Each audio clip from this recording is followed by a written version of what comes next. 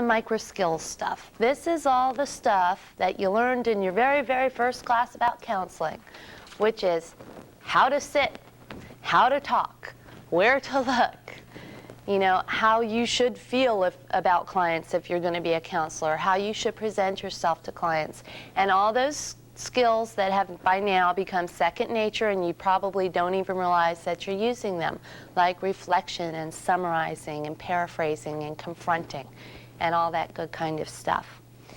The first main part of this that you need to remember is what they call the human relations core. You guys remember this? Anybody? Yes? No? Yeah? Okay. This is like the easy stuff here. Human Relations Core, mnemonic is HGRE. How many of you guys took the GRE to get into school? Or have heard of the GRE? There you go. Okay, so you can remember HGRE, genuine, respect, and empathy. It's your Human Relations Core. And you also want to remember, to go along with those, competency, intimacy, and power. Because those are really the main things that you're dealing with when you're working with another person. You need to make sure that you're able to assess them, that you're able to help them.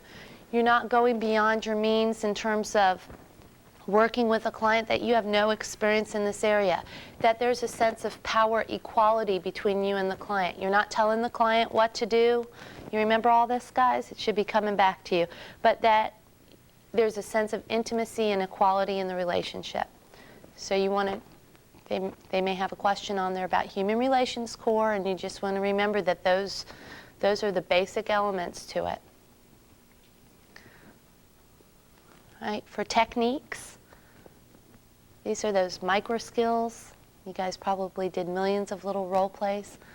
I teach this course at Webster, and we're going to be sitting and, you know, let's practice open-ended questions. Let's practice, you know, reflecting, paraphrasing. I've got a little mnemonic here. Use your best PR when confronting interpreters. I always think about, you know, those newscasters and all the funny things that happen on the news these days. Yeah, right. And they've always got the interpreters for the Russian guys and everything. So the newscasters always use your best PR when you're confronting interpreters. P standing for paraphrase, R for reflecting, and then confrontation and interpretation.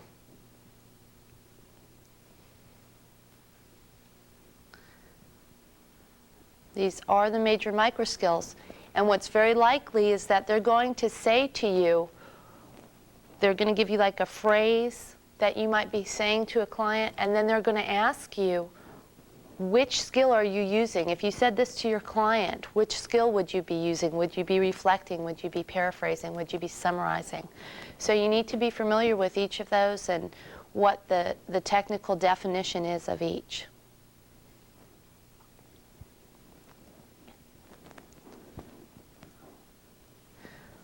Another content area under the Microskills is attending skills. A little mnemonic for this is solar, S-O-L-E-R. Living in the sunshine state, we have a lot of solar energy, only we're going to do it with an E instead of an A. Squarely face your client. Keep an open posture. Lean forward a little bit. Make eye contact. And relax. And when they talk about attending skills, I kind of key myself, I think of active listening skills. You know, it's not just that you're paying attention, it's all the things that you need to do to show that you're actively listening. Could you repeat that? Squarely face your client. Keep an open posture. Lean forward. Eye contact,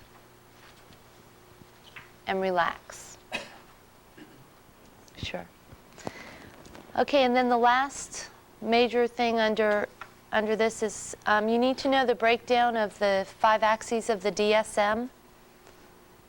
Okay, and when you're diagnosing a client, what you're going to put on each of these axes. Are you guys all familiar with this, or you want me to run through it? Okay. So you've got your clinical disorders on axis 1, personality disorders and mental retardation on axis 2. Axis 3 is medical conditions. 4 is psychosocial stressors or environmental stressors.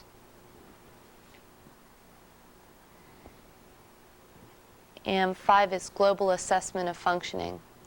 I think Dr. Hutchinson had a mnemonic for this. The DSM is called the PMS Girls. Is that it?